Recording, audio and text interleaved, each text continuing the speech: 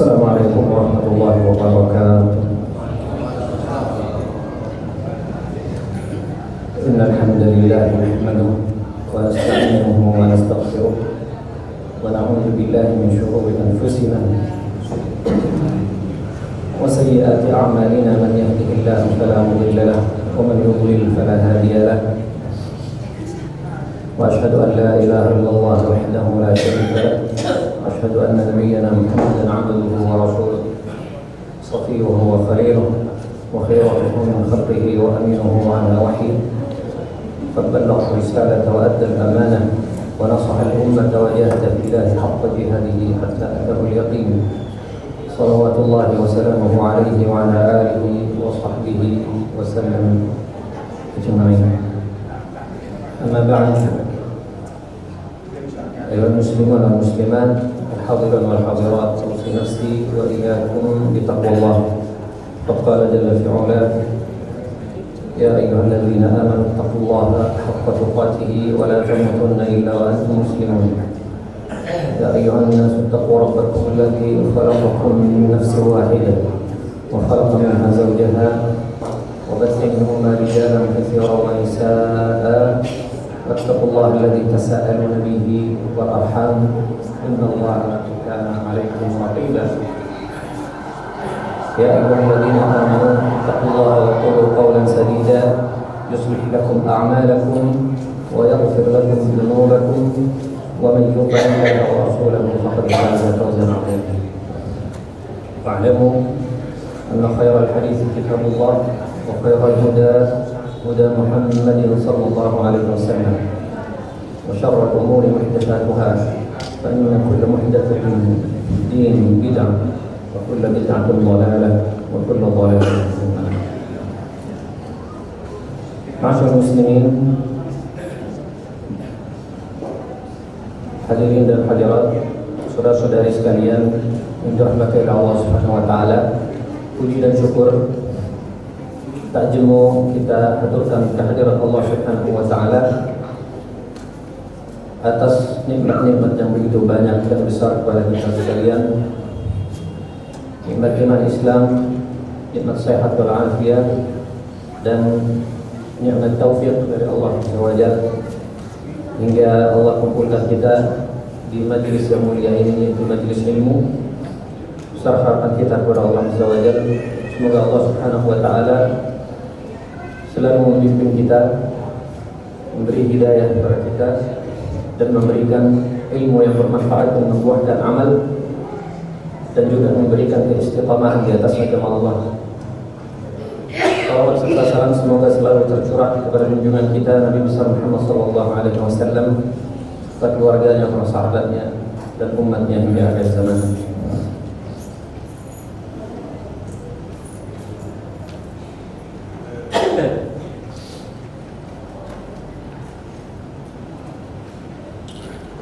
Para jamaah rahimani wa rahimakumullah, pada kesempatan yang berkah ini insyaallah kita akan membahas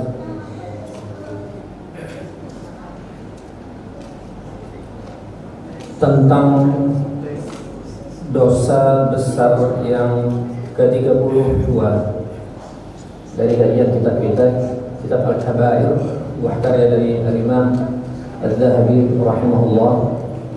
Al-Kabiratu Tsaniyah was-Salafun, dosa besar yang ke-32. Apa itu? Beliau mengatakan Al-Makkas. Al-Makkas berasal dari kata Al-Maks. Ya, Al-Makkas berasal dari kata Al-Maks yang artinya adalah pajak, peti. Sehingga Al-Makkas berarti adalah pemungut atau penarik pajak. Ya. Al-Maks kata Syekh Abdul Razak, huwa akhdhu lil amwal wa wad'u dhara'iba 'ala al-amwal wa akhdhuha bi ghairi haqqin. Al-Maks itu adalah upaya mengambil harta orang lain dan memungut beberapa persentase terhadap harta tersebut dengan tanpa hak. dengan tanpa kebenaran. Sehingga al-makkas di sini maknanya adalah seorang yang memungut pajak. Al-Imam Adz-Dzahabi mengatakan wa huwa dakhilun fi qoulihi ta'ala, dan orang tersebut masuk dalam ancaman firman Allah Subhanahu wa taala yang berbunyi innamas sabilu 'alal ladzina yadhlimuna an-nas wa yabghuna fil ardi bighairil haqqi ulaika lahum 'adzabun alim. Sesungguhnya dosa itu akan menimpa orang-orang yang zalim, orang-orang yang menzalimi manusia dan menginginkan kerusakan di atas muka bumi dengan tanpa hak. Dan bagi mereka azab yang menyakitkan, azab yang pedih. Sehingga di sini para jamaah sekalian, Imam Adz-Dzahabi menjelaskan bahwa ayat ini daripada surat Asy-Syura itu mencakup al-makkas itu sendiri, yaitu para penarik pajak yang mengambil harta manusia dengan tanpa hak. Dan bagi mereka itu adzabun alim, siksa yang sangat pedih, siksa yang sangat pedih. Dan kalau kita melihat membaca ayat Al-Quran, maka kita akan melewati kisah kaum Syu'aib yang Allah utus Nabi Allah Syu'aib alaihissalam kepada penduduk Madian. Allah katakan dalam surat Al-A'raf wa ila Madiana akhahum Syu'aiba. Ya, kita tahu kisah yang sangat dikenal kaum Syu'aib adalah mereka suka mencurangi timbangan atau takaran. Ini yang paling dikenal. Namun kalau kita baca tafsiran para ulama, ternyata di antara adat kebiasaan mereka juga adalah mereka juga suka menariki pajak, suka memalak harta orang lain yang lewat di jalur mereka. Ya, kalau kita baca surat Al-A'raf, kita juga akan menjumpai wa ila Madiana akhahum Syu'aiba, dan kepada penduduk Madian kami utus Syu'aib. Qala ya qaumi ibudullaha ma lakum min ilahin ghairuhu, yang mengatakan wahai kaumku, ya, beribadah kepada Allah, kenapa kalian mengambil sesembahan selain Allah? Ya, terus dia katakan juga qad ja'atkum bayyinatun min rabbikum, telah datang petunjuk yang sangat jelas dari Rabb kalian. Fa'uful kaila wal mizana wa la tabkhasun nasa asya'ahum wa la tufsidu fil ardi ba'da islahiha. Ya, maka tunaikanlah timbangan-timbangan serta neraca itu dengan benar, dan janganlah berbuat kerusakan setelah sebelumnya Allah perbaiki. Ya. Dzalikum khairul lakum in kuntum mu'minin, hal itu adalah yang terbaik untuk kalian jika kalian memang beriman. Kemudian ayat berikutnya wala taqudu bi kulli siratin tu'iduna wa tasudduna an sabilillah, dan janganlah kalian duduk di setiap jalan-jalan, kata Allah Subhanahu wa taala, tu'idun, menakut-nakuti, mengancam, ya, memberikan ancaman, wa tasudduna an sabilillah, dan menghalang-halangi manusia, orang yang beriman kepada Allah dari jalannya, dari jalan Allah Subhanahu wa taala. Ya, Pak Mufassir mengatakan di antara kelakuan kotor mereka itu duduk di jalan adalah dengan menarik pajak, ya, dengan menarik pajak, ya. Dengan kata lain mereka itu mengambil harta orang lain dengan tanpa hak. Mereka menerapkan pajak dalam hal ini. Ya. Dan kita tahu Bapak Ibu sekalian rahimakumullah bahwa mengambil harta orang lain dengan tanpa hak itu adalah sebuah kezaliman yang harus dihapuskan. Rasulullah berkata berkhutbah ketika Hajjatul Wada, inna dima'akum wa amwalakum wa a'radakum haramun 'alaikum, sungguhnya ya, darah kalian, harta kalian, penghormatan kalian itu adalah haram atas kalian. Ya, artinya tidak boleh disentuh. Ya, sesuatu yang terlindungi. Darah kalian, ya, itu tidak boleh melukai, apalagi sampai memutuskan organ tubuh, apalagi sampai membunuh, ya, gila. Artinya darah manusia tidak boleh ditumpahkan. Haramun alaikum, sesuatu yang suci, yang terlindungi. Begitu juga harta kita, ya, harta kita juga terlindungi, walaupun sedikit. Harta kita terlindungi, tidak boleh seorang mengambil harta kita dengan tanpa hak. Ya, kahurmati yaumikum hadza, kata Nabi Muhammad, seperti mulianya atau sucinya hari ini. Ya, pada hari itu adalah hari Arafah.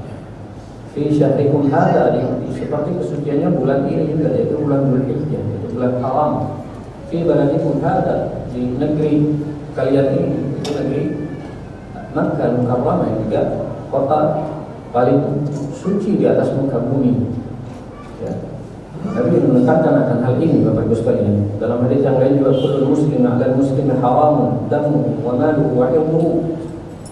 Muslim atas muslim yang lainnya itu haram, hartanya, darahnya, dan juga kehormatannya.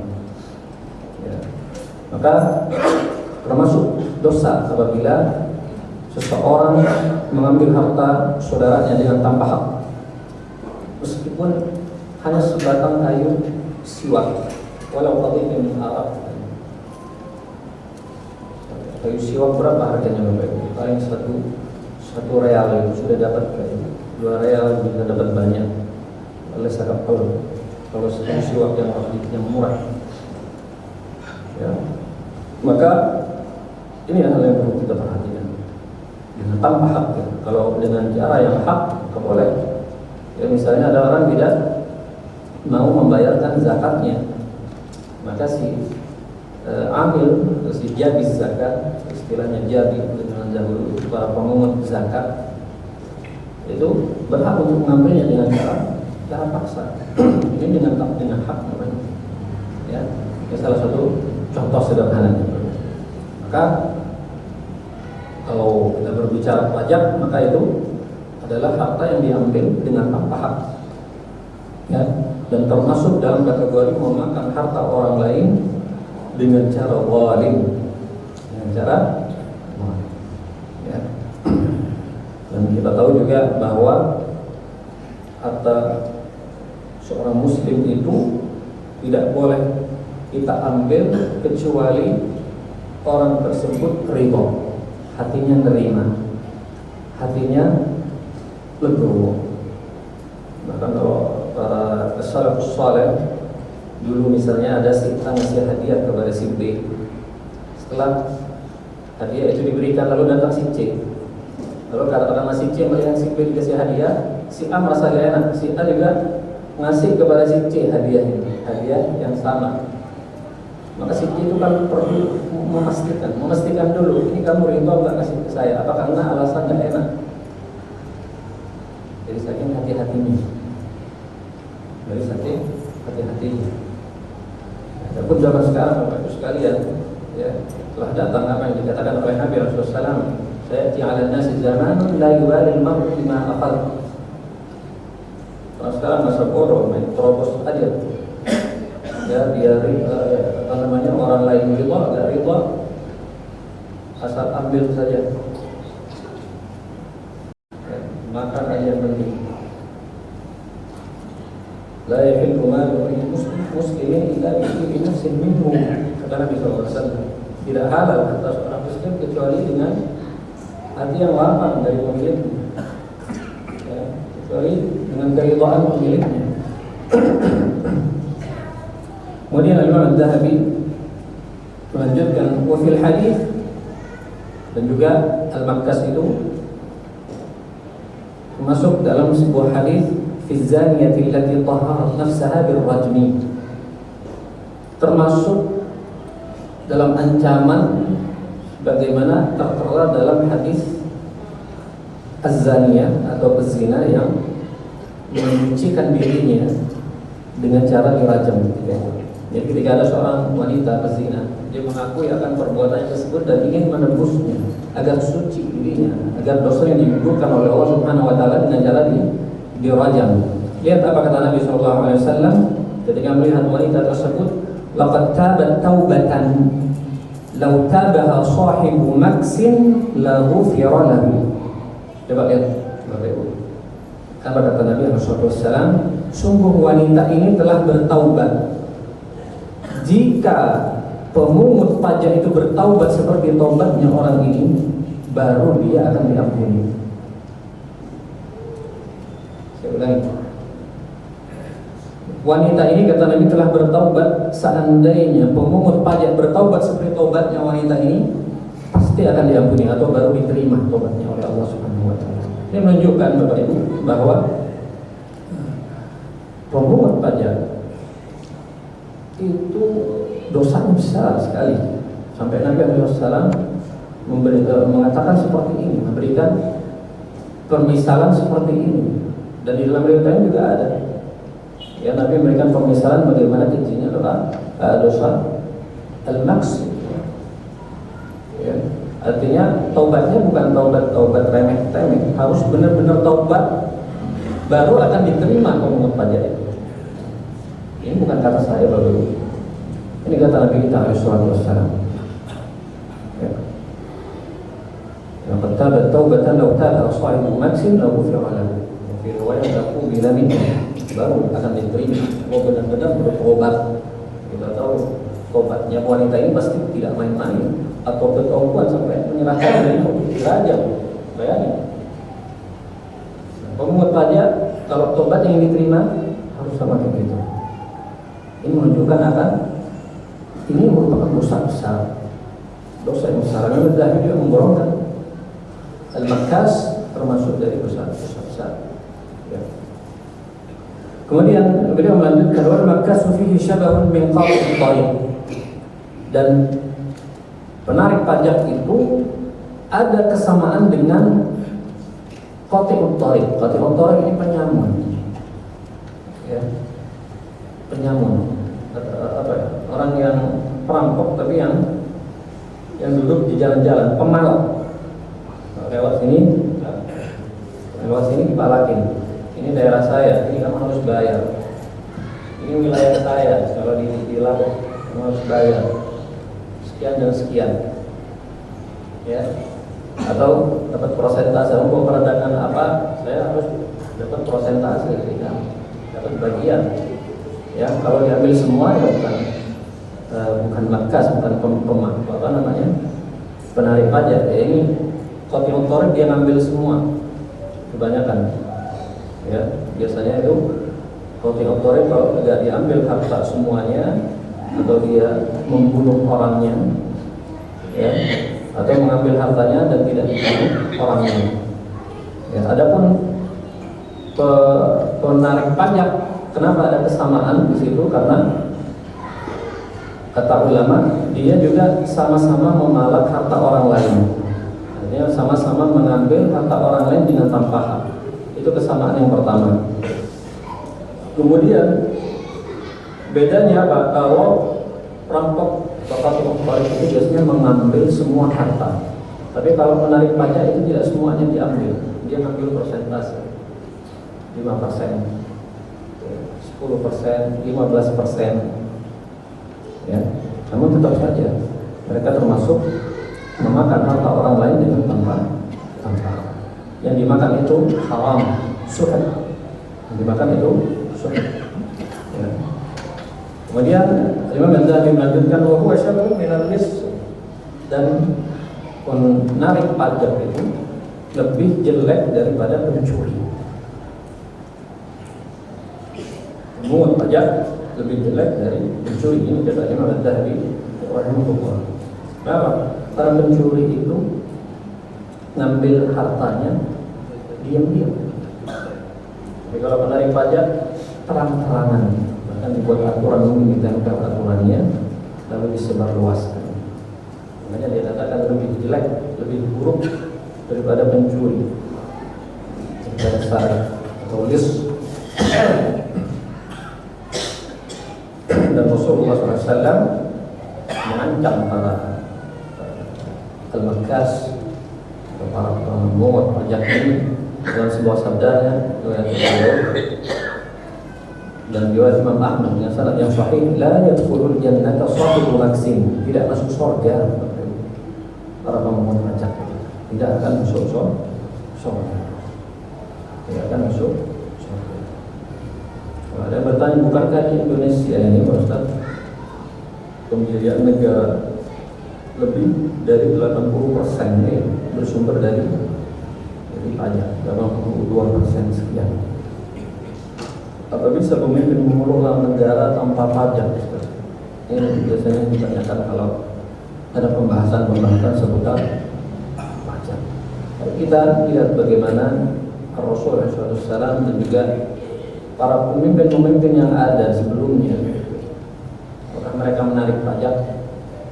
Rasulullah SAW selama memimpin tidak pernah sedikit pun menarik pajak. Bagaimana mau menarik sementara sabda beliau telah mengancam dengan ancaman yang keras, bahkan dibuat permisalan yang mengerikan oleh Nabi SAW. Ya. Begitu juga di zaman artinya Nabi memimpin bisa Bapak Ibu tanpa pajak, memimpin sebuah negara tanpa ada pajak bisa. Bukti nyatanya Rasul SAW yang memang Allah jadikan uswah untuk kita sekalian. Begitu juga yang paling dikenal adalah Khalifah Umar bin Abdul Aziz rahimahullah. Ya, di zaman kepemimpinan beliau tidak ada pemungutan pajak dan orang-orang pada saat itu hidupnya makmur sekali.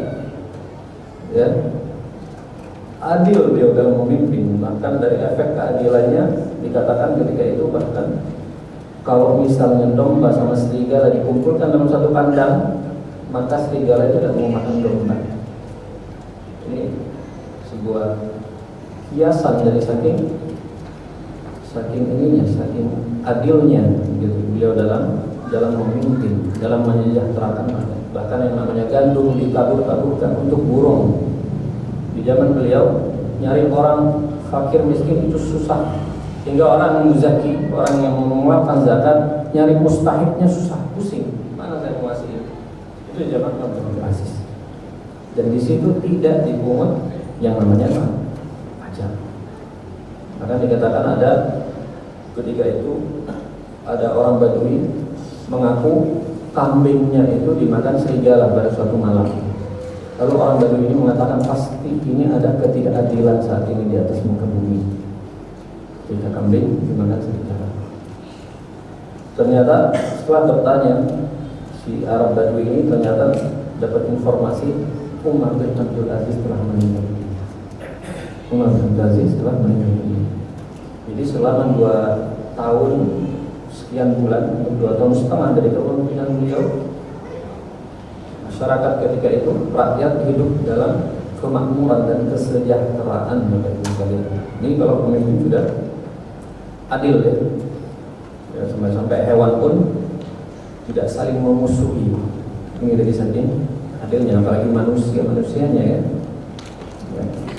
Maka Bapak Ibu sekalian dirahmati oleh Allah Subhanahu wa taala, ini salah satu figur-figur yang ada pemimpin yang datang pada kita. Lalu kalau ada bertanya kapan mulai ada pemungutan pajak di negara muslim atau di pemerintahan kaum muslimin, maka pajak itu ada di pemerintahan baru mulai dipungut ketika itu dalam pemerintahan Al-Zahir Baibars,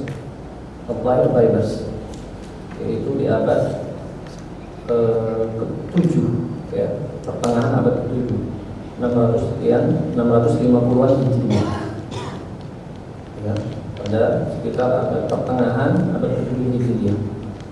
Dan itu pun dari riwayat yang masyhur bahwa ketika itu cucunya Genghis Khan yang namanya Holako itu, dan orang Mongol itu memang ingin menguasai wilayah kaum muslimin ketika itu.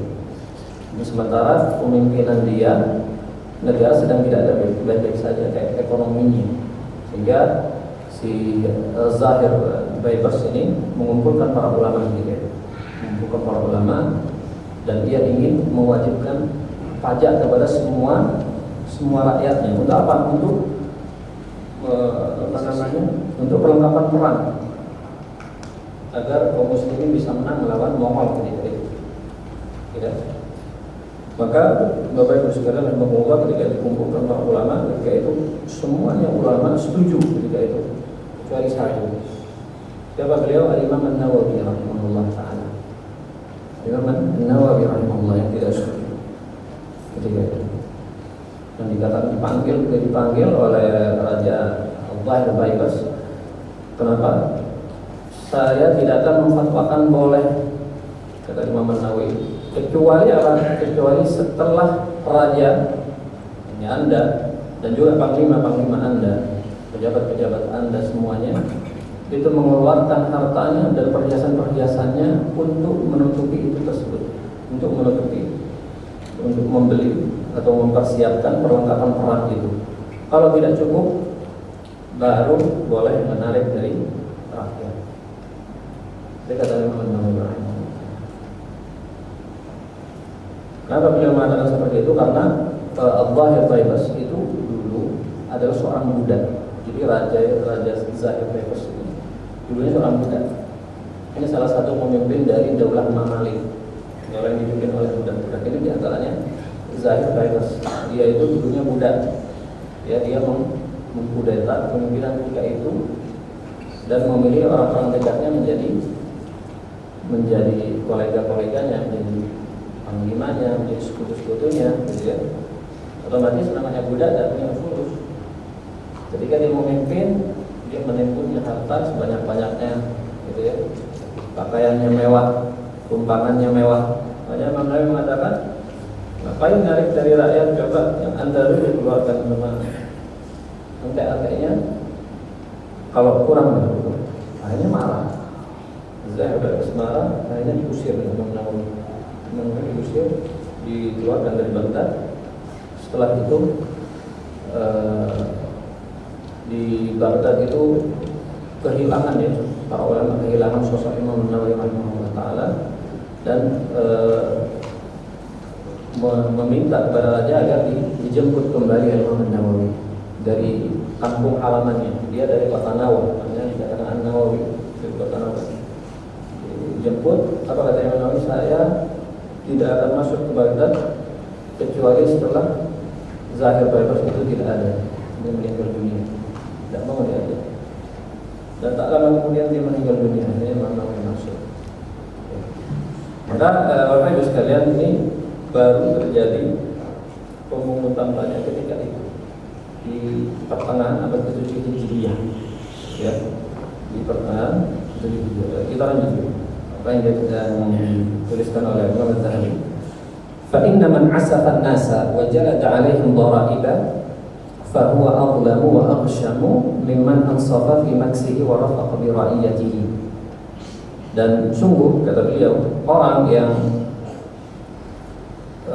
memaksa manusia untuk membayar dharaib atau pajak, bahkan wa jalada 'alaihim, memukul, ya, menganiaya, mengambil paksa intinya dengan cara yang kasar, fahuwa adlamu wa aghshamu, maka dia lebih zalim dan lebih kejam daripada orang yang atau penguasa yang memungut dengan kelembutan kepada rakyatnya, memungut pajak dengan kelembutan. Jadi dari sini bisa simpulkan perkataan Imam Az-Zahabi ini asal memungut pajak adalah tetap haram, tidak disyariatkan dan merupakan bentuk kezaliman. Namun yang ada faidah bisa kita petik dari perkataan beliau ini adalah tingkat kezalimannya berbeda-beda.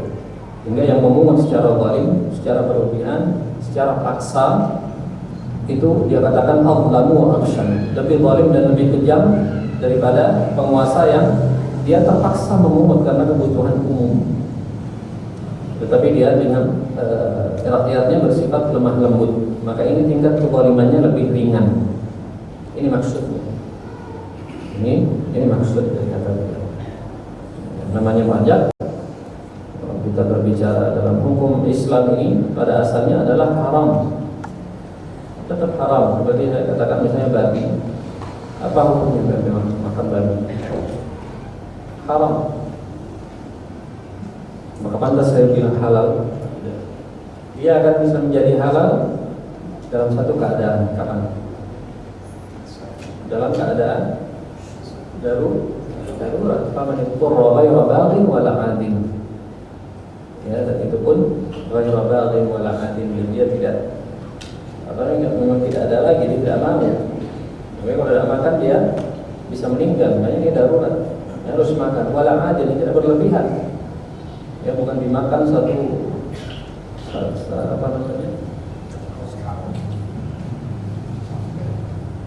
sampel gitu. Cukup sedikit agar tidak meninggal dunia, cari makanan yang halal yang lain. Itu darurat boleh. Memang pajak hukum asalnya itu bicara apa? Haram hukum asalnya, ya. Dan yang diperbolehkan itu hanyalah yang memiliki timbal balik yang jelas. Ini kata para ulama. Ya, yang memiliki hubungan timbal balik yang jelas, seperti misalnya penggunaan jalan tol yang memang butuh perawatan, butuh maintenance, penggunaan fasilitas pasar yang dikelola pemerintah atau layanan publik yang benar-benar digunakan untuk kepentingan masyarakat. Itu pun ya, jika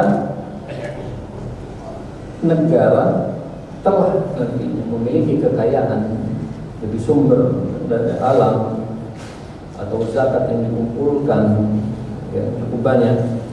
Kalau sudah seperti itu maka tidak boleh narik lagi pajak dari rakyat. Artinya bolehnya itu sementara, ya, ini aman nyaman. Apalagi dijadikan sampai berapa persen? 80% lagi. Ini miris sekali Bapak Ibu sekalian. Ini kita bicara fakta ya. Kita bandingkan bagaimana di zaman dulu ya dengan zaman kita sekarang. Ya. Sehingga kalau negara sudah memiliki kekayaan sumber daya alam dikelola dengan betul dan sampai kepada masyarakat, zakat juga dikelola dengan baik, ya, otomatis negara akan kaya di situ, akan sejahtera. Maka tidak boleh lagi dari pajak dari rakyat. Ya. Kemudian jika pajak diambil tanpa timbal balik yang jelas, ini yang tidak boleh, yang termasuk dalam mengambil harta orang lain dengan cara yang zalim atau dengan tanpa hak. Ya, pajak penghasilan, ya, pajak tanah, tidak ada salah apa. Negara tidak punya jasa, ujuk-ujuk mau minta persenan. Ya, apa jasanya negara? Ya, zalim itu.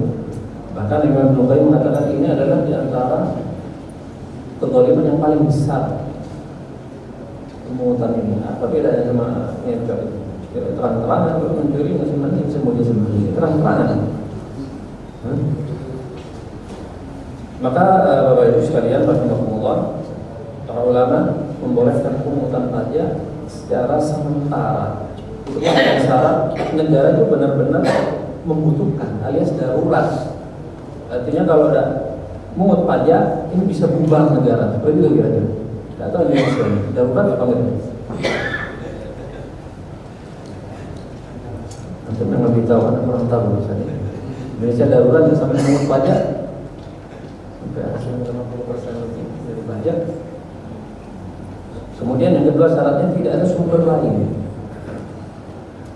Kemudian yang ketiga dipungut dan dikelola dengan adil. Itu syarat ketiga, Bapak sekalian. Syaratnya tidak beri nyaman, dan seterusnya. Ya. Jadi darurat seperti itu. Misalnya ketika negara Islam sedang diserang, misalnya contohnya, dan kas habis, ya, berperan akhirnya tadi persen, ya, zakat sudah dimaksimalkan, sumber daya alam itu tetap kurang, hanya boleh mengut. Itu kata para ulama dari yang kaya-kaya saja, ya, dan disamaratakan, bukan dari yang kaya-kaya saja. Ya. Kalau masih kurang, boleh untuk mempertahankan negara, boleh dipungut. Tapi kalau sudah normal kembali keuangan negara, jangan dipungut lagi, sudah selesai. Ya. Jangan menggolimi rakyat. Jangan menggolimi rakyat. Maka darurat, Allah sekarang. Kemudian Al-Imam Ad-Dhahabi melanjutkan wajabil maksi wa katibuhu wa akhiduhu min jundiyyin wa shaykhin wa sahibi zawiyatin syuraka'u fil wizri akhiruna is-suhti. Allahu Akbar. Jabil maks, jadi jabil maks ini adalah pihak, artinya semua pihak yang terlibat dalam memungut pajak, kata beliau. Semua pihak yang terlibat dalam perbuatan haram ini, ya, itu semuanya dosa. Berserikat dalam dosa, akalun dari suh, mereka semua makan barang haram, makan barang yang haram. Wajah bil maksi wa katibuhu wa akhiduhu, ini semua terlibat, semua pihak. Min jundiyin, tentara yang maksa, kemudian wasyaikhin, kepala suku yang nagih, wasahibi zawiyatin, dan juga petugas pencatatnya atau atasan-atasan yang mengatur, semuanya lah yang berserikat dalam hal ini, ya, sama-sama berdosa, ya, sama-sama berdosa. Mereka berserikat dalam dosa. Mereka sama-sama makan harta yang tidak halal. Maka sebagai seorang muslim wajib berhati-hati dalam hal ini.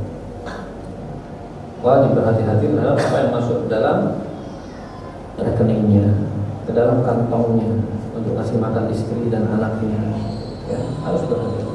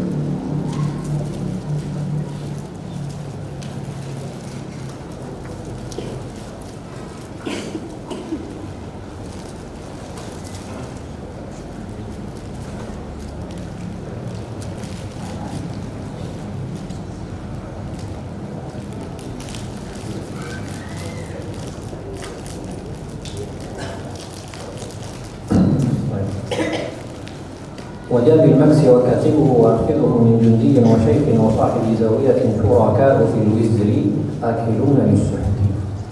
Ya, dan semua yang terlibat dalam pajak yang haram, ada pajak yang tadi saya sebutkan, ada pajak yang ada hubungan timbal balik di situ, itu pun kalau memang ada kemaslahatan di situ. Jadi semua yang terlibat dalam pajak yang haram itu semua ikut dalam dosa, ya. Artinya semuanya sama-sama berdosa, berserikat dalam dosa. Akalu atau akhirun al-suhti, sama-sama memakan harta yang tidak halal. Maka bagi seorang muslim, ini bagi kita sekalian untuk berhati-hati dari mana harta diperoleh, ya, khususnya para penguasa, para pejabat negara wajib bertakwa kepada Allah Subhanahu wa taala, ya, dan mengelola harta rakyat itu dengan cara yang benar, dengan cara yang hak, yang adil, ya. Kata para ulama, tentu harus mengelola harta negara itu seperti halnya harta anak yatim, ya. Mengelola harta negara itu harus seperti kayak mengelola harta anak yatim, ya. Boleh digunakan hanya sebatas kebutuhan, bukan untuk foya-foya, ya. Masa enaknya kita mengelola anak yatim, kalau butuh baru kita keluarkan. Si anak ini butuh untuk pendidikan atau sakit, baru kita keluarkan. Itu menjadi korupsi. Dia keluarkan, ya, kita diamanahi uangnya anak yatim misalnya. Kita sebagai wali al-yatim, misalnya ada kebutuhan anak, jangan setiap kebutuhan kita korupsi, ya. Tidak boleh, ya. Mengelola negara harus seperti mengelola anak yatim. Kalau butuh silahkan keluarkan, tapi tidak boleh kita berlebih-lebihan, ya. Tidak boleh berlebih-lebihan, tidak boleh berfoya-foya, apalagi untuk memperkaya diri sendiri. Ya, karena Rasulullah pernah mengatakan, inna rijalan yatakhawwaduna fi malillahi bighairi haqqin falahum an-nar yaumil qiyamah. Sebenarnya ada orang-orang yang menggunakan harta Allah dengan tanpa hak, maka mereka itu akan mendapatkan balasan api neraka pada hari kiamat. Ini Bukhari dan Muslim, ya. Dan jabatan itu amanah, bila dikelola dengan baik, dia bisa menjadi wasilah untuk menuju surga Allah. Namun disalahgunakan, dia korupsi, dia zalim, memanfaatkan untuk kesenangan pribadi, perkaya diri, maka itu menjadi sebab menuju neraka, ya. Dan harus amanah menjadi seorang pejabat negara, para pemimpin dari tingkat paling tinggi sampai tingkat paling bawah, harus amanah, ya, harus amanah. Makanya di dosa besar berikutnya, Imam Az-Zahabi memberikan judul al-khiyanah. Saya sambung dengan sedikit al-khiyanah. Jadi al-khiyanah itu juga dosa besar, Bapak Ibu sekalian. Al-khiyanah dosa besar. Beliau di sini mengutipkan firman Allah Subhanahu wa taala, ya ayyuhalladzina amanu la takhunu Allah wa rasul wa takhunu amanatikum wa antum ta'lamun. Wahai orang-orang beriman, janganlah kalian mengkhianati Allah dan Rasul dan mengkhianati amanah-amanah kalian. Dan mengkhianati amanah-amanah kalian. Dan khianat ini lawannya apa? Amanah. Khianat lawannya amanah. Dan Nabi kita alaihi salatu wassalam adalah seorang yang dikenal dengan amanahnya sangat luar biasa. Sampai di antara sifat beliau yang sangat menonjol adalah beliau dijuluki dengan Al-Amin. Kenapa Al-Amin? Karena dari saking amanahnya beliau, orang-orang kafir pun mempercayai beliau, ya, pasrah menitipkan harta kepada beliau. Ya, ingat ketika Nabi SAW berangkat berhijrah bersama Abu Bakar radhiyallahu anhu, apa yang beliau lakukan? Beliau tugasi Ali bin Abi Thalib, ya, di rumahnya untuk apa? Untuk mengembalikan amanah-amanah orang. Dan itu 3 hari Dalam riwayat dikatakan 3 hari baru selesai mengembalikan barang-barang titipan orang yang ada di rumah Nabi. Jadi banyak orang titipin barang itu kepada Rasul Shallallahu Alaihi Wasallam. Padahal, ya, padahal Nabi SAW ketika itu kan image-nya memang buruk di kalangan kaum musyrikin, di kalangan orang yang beriman, tidak beriman. Itu Nabi image-nya sedang tidak baik-baik saja, tapi karena beliau memiliki sifat yang begitu menonjol, orang pada tahu semua bahwa beliau adalah orang yang amin, orang yang amanah, tidak pernah khianat sedikit pun. Itulah beliau SAW rela menitipkan barang-barangnya kepada beliau, sampai rumahnya itu penuh dengan barang-barang titipan, barang-barang amanah. Dan sampai 3 hari baru Ali bin Abi Thalib kelar balikin barang-barang tersebut. Padahal bisa saja kalau Nabi tidak amanah alias khianat, Nabi bisa ambilin barang-barang sebelum lari ke Madinah atau sebelum berhijrah ke Madinah sama Abu Bakar, ambilin barang-barang. Kalau mereka bisa ngambilin barang-barang saya, rumah saya, kemeja dan sebagainya, atau diambil, bisa saja saya ambil aja barang mereka juga sebagai ganti, misalnya dibawa ke Madinah yang mahal-mahal, yang bagus-bagus biar dijual di situ misalnya, bisa saja. Tapi Nabi adalah seorang yang amin, amanah, barang sedikit pun tidak diambil sama Nabi misalnya. Atau mungkin untuk kepentingan pembentukan negara nanti di Madinah, kan bisa dari barang-barang yang ada diambilin, dari barang titipan-titipan. Ya tentu titipan-titipannya ya bukan hal yang remeh-temeh, karena ada orang titip kadang-kadang anggap seperti titipannya nanti, bukan barang yang remeh tentunya. Bisa saya disalahgunakan. Ya, tapi Nabi SAW karena beliau sifatnya Nabi, orang yang amanah, tidak pernah khianat.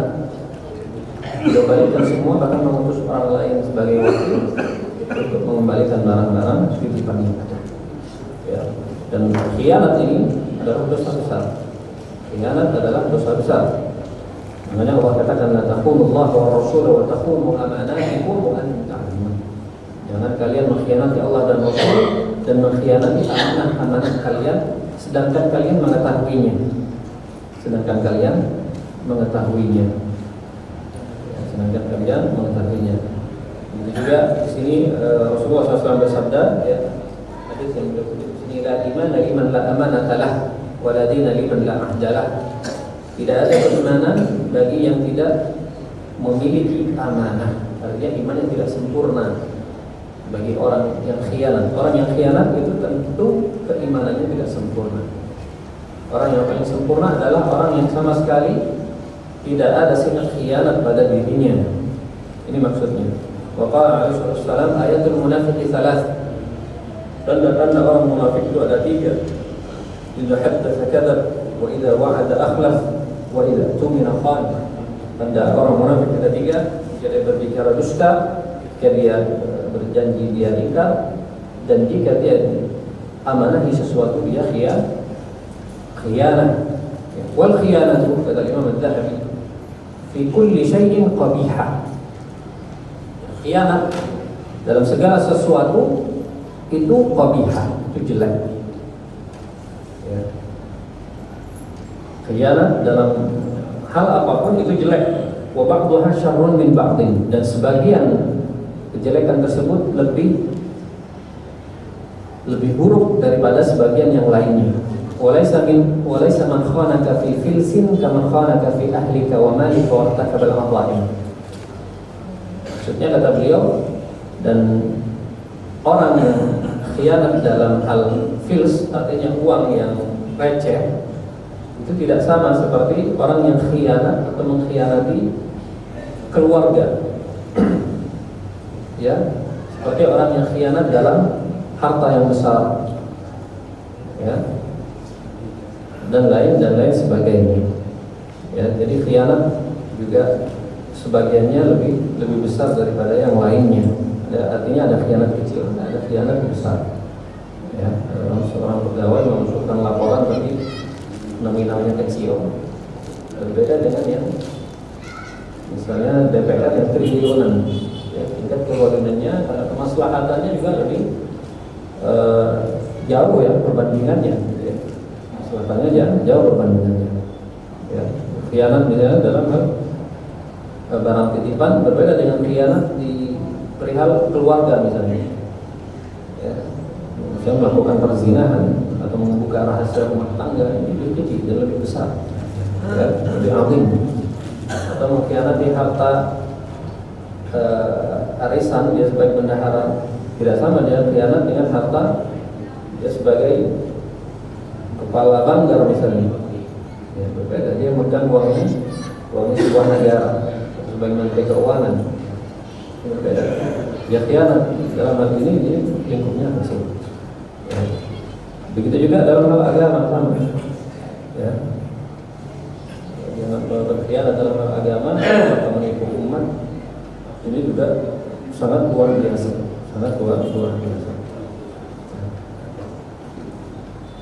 Dan kalau kita lihat Bapak Ibu sekalian, orang-orang terdahulu salafus saleh, mereka adalah orang yang sangat anti dengan yang namanya khianat. Sedikit pun tidak pernah khianat. Ya, mereka itu kadang-kala kalau saya pernah bilang, kalau bisa dititipin parfum dia tidak mau nyium, karena dia amanahnya dititip untuk dikasihkan ke orang, tidak ada hak untuk mencium wanginya. Dari saking menjaga akan amanah itu, ya. Begitu juga misalnya ada siapa itu, Syekh Abdul Muhsin Al-Abbad, ya, orang pakar hadis di Madinah masih ada dia. Jika beliau masih di Jamiah Islamiyah di kampus, dia punya pulpen 2. Kalau dia mau tanda tangan urusan pribadi, dia tidak pakai pulpen ya dari kampusnya. Ya, urusan tinta itu seberapa sih? Tapi dia dari saking waraknya, ya, dari hati-hatinya sama yang dipakai, sama yang dimakan. Ya, sampai dalam urusan pulpen saja. Ini urusan apa ya? Kalau tulis urusan kepentingan pribadi, tidak pakai pulpennya kampusnya. Pulpen dari kampus, bayangin ya. Ini orang masih hidup sekarang gitu. Ini pentingnya pelajaran yang bisa kita ambil dari kajian pada malam hari ini, Bapak-Ibu sekalian, yaitu kita harus betul-betul perhatian tentang apa yang masuk ke dalam kantong kita, dompet kita, ya, untuk memberikan makan keluarga kita. Ya, jangan sampai dengan uang yang haram atau kesuh itu, ya.